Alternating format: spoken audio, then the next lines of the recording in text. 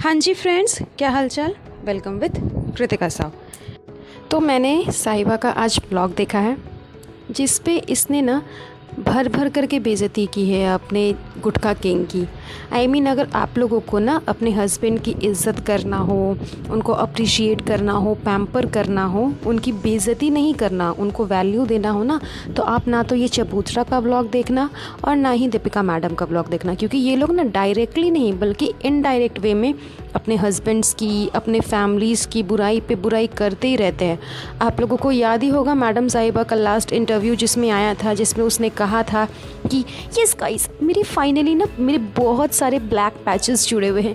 Yes guys, अभी जो मेरा ये जो फेस चल रहा है ना, मेरा यही फेस सबसे अच्छा फेस है गाइस। इसके अलावा मैं किसी भी फेस में नहीं जाना चाहती गाइस। यस गाइस, सभी फेस में ना मेरे ब्लैक पैचेस जुड़े हुए हैं गाइस। आप लोग यकीन करो, ब्लैक पैचेस ही जुड़े हुए हैं गाइस। मतलब आप लोग सोच लो कि अभी का जो उसका टाइम चल रहा है, जिस सिचुएशन में वो अभी चल रही है, जैसे लाइफस्टाइल वो अभी जी रही है, वही उसके लाइफस्टाइल का सबसे अच्छा लाइफस्टाइल है। उससे पहले के सारे फेस में मैडम साहिबा के ब्लैक पैचेस जुड़े हुए थे, चाहे वो उसका चाइल्डहुड फेस हो या फिर बीच के जनरेशन का 12-15 अप्रॉक्स टीनेजर वाले फेस हो या फिर शायद फर्स्ट मैरिज वाले फेस हो। जो भी फेस रहा हो, सब में उसके साथ में ब्लैक पैचेस जुड़े हुए रहते हैं मैडम साहिबा के। तो ये तो खैर मतलब आप बाकी सब चीज़ के लिए तो मैं कुछ नहीं बोल सकती कि चलो हाँ ठीक है तुम्हारे ब्लैक पैचेस जुड़े होंगे, लेकिन चाइल्डहुड में किसका ब्लैक पैचेस रहता है? अपने मम्मी पापा के साथ में कौन सा ऐसा बच्चा रहता है जो वो कि खुश नहीं रहता और उसे उस समय तकलीफ़ होती है और माँ बाप से ही तकलीफ़ होती है। तो ऐसे तो ये इंसल्ट करती है अपनी मम्मी पापा की। और बात रह गए अगर जनाब की, तो जनाब की भी मुँह पर बेइज्जती नहीं करती, लेकिन साइड से अच्छी खासी बेइज्जती ये कर लेती है।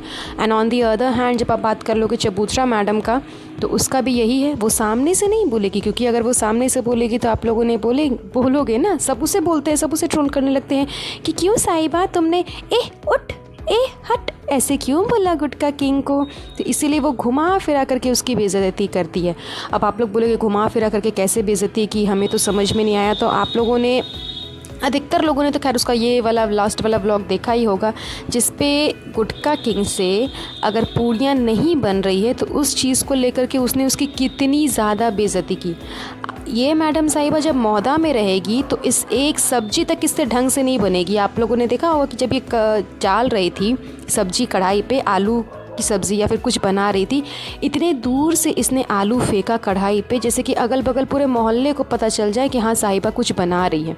और वही जब ये मुंबई में आ जाएगी तो आप देखो एकदम आसानी से पूड़ियाँ तल रही है, ऊपर से दूसरे को इंस्ट्रक्ट भी कर रही है कि तुमने गलत तरीके से पूड़ियाँ बनाई है, तुमने पूड़ी की लोई अच्छी से नहीं की है, बड़ा कर दिया, चपाती बना दिया, ये कर दिया, वो कर दिया।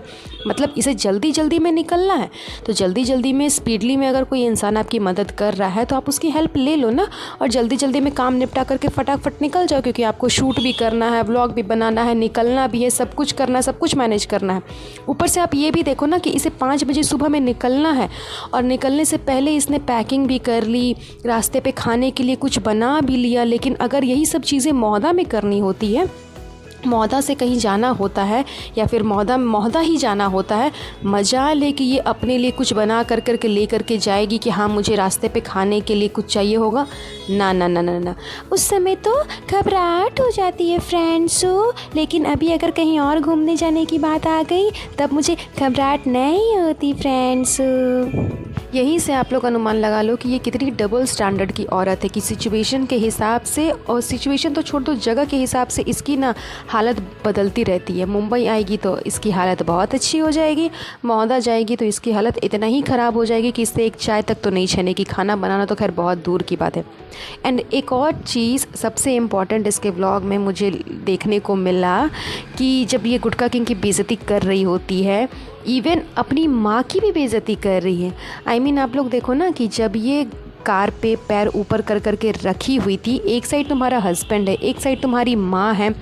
हस्बैंड के साथ में, चलिए हस्बैंड वाइफ का रिलेशन ऐसा होता है कि आपस में कुछ भी हो जाए, हस्बैंड वाइफ का रिलेशन वैसा होता है कि आप लोग दोनों आपस में कुछ भी एक दूसरे के साथ में करो, फ़र्क नहीं पड़ता। लेकिन माँ की तो रिस्पेक्ट करोगे ना। आपकी माँ बैठी हुई है, उनके फेस के ऊपर पे आप अपने पैर को रखे हुए हो, मतलब मैनर्स नहीं है। मुझे तो अम्मी का लगता है कि इन्होंने मैनर्स सिखाया ही नहीं होगा, तभी इसे मैनर्स नहीं है। अदरवाइज़ कोई भी इंसान इतना ज़्यादा इम्परफेक्ट नहीं हो सकता, किसी के अंदर इतनी बुराइयाँ नहीं हो सकती हैं। हर चीज़ में आप देख लोगे हर चीज़ में इसके साथ में कुछ ना कुछ होते ही रहता। हर चीज़ में इसके साथ में बुराई जुड़ी हुई है, चाहे वो आप मैनर्स को लेकर के कर लो, चाहे खाने पीने को लेकर के, चाहे दूसरे की बेइज्जती करना हो, चाहे कुछ भी करना हो, आप हर चीज़ में देखोगे इसके साथ में ये हमेशा गलत ही करती है। तो अम्मी की मुझे यहाँ पर बात समझ में नहीं आती कि उन्होंने कुछ सिखाया नहीं इसे, ऊपर से अम्मी इसे डिफेंड करते हुए बोल भी रही है, उसके पैरों को छू करके, उसके बाद उसे स्मेल कर रही है, उसके बाद बोलती है नहीं तो हमारी सालू बिटवा के पैरों से बदबू कहाँ आ रही है। मतलब हद हो गई गाइस।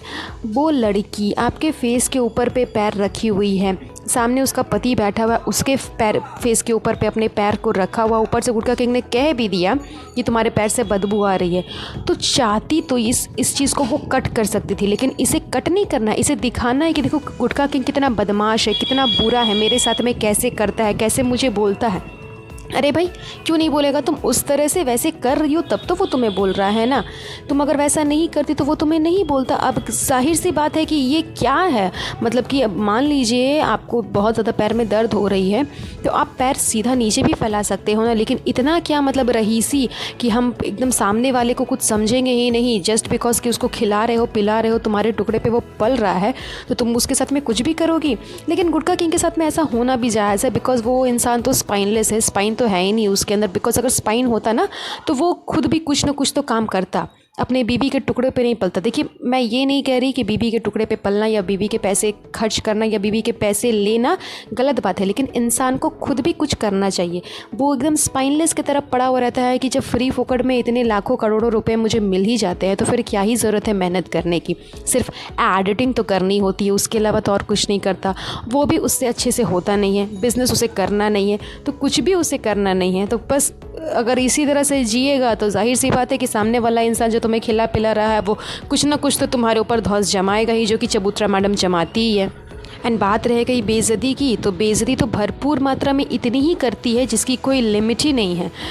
और ये स्पाइनलेस इंसान सहता भी है क्योंकि इसे ना ये सब कुछ अच्छा लगता है। बिकॉज अगर सामने वाले को इंसान को अच्छा नहीं लगेगा ना तो वो कभी ना कभी कुछ ना कुछ तो एफर्ट्स डालेगा ही। इवन नहीं भी एफर्ट्स डाले तो कोशिश कर सकता है, व्लॉग में बोल सकता है, जब वो व्लॉग की स्टार्टिंग करता है, व्लॉग का एंडिंग करता है, तो वहाँ पे वो ये चीज़ भी बोल सकता है कि मैं कोशिश कर रहा हूँ अपना नया बिजनेस करने का या फिर कुछ काम करने का या फिर कुछ एफर्ट्स लगा रहा हूँ लेकिन उसके मुँह से आप मजाल है कि कभी भी सुन लो, उसे एडिटिंग करने के लिए जब चबूतरा बोलती है वो तो उससे होता नहीं है, तो वो बाकी क्या ही बिजनेस करेगा और क्या ही एफर्ट्स लगाएगा।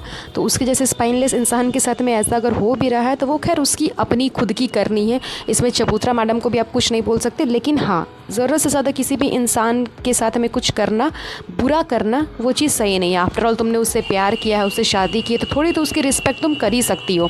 लेकिन अब जाहिर सी बात है कि खिला पिला रही है, अपने टुकड़े पे उसे पाल रही है, तो क्या ही रिस्पेक्ट करेगी। तो खैर ये तो इनकी कहानी थी और यही मुझे इनके आज के ब्लॉग में देखने में सबसे भद्दी चीज़ लगी कि किस तरह से अपने हस्बैंड की ये इंसल्ट करती है।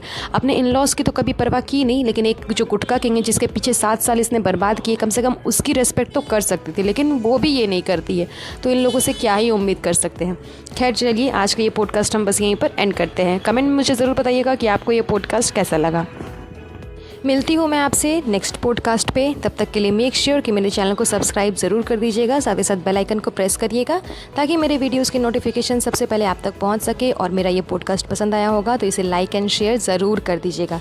अपना ध्यान रखिएगा। Have a nice day.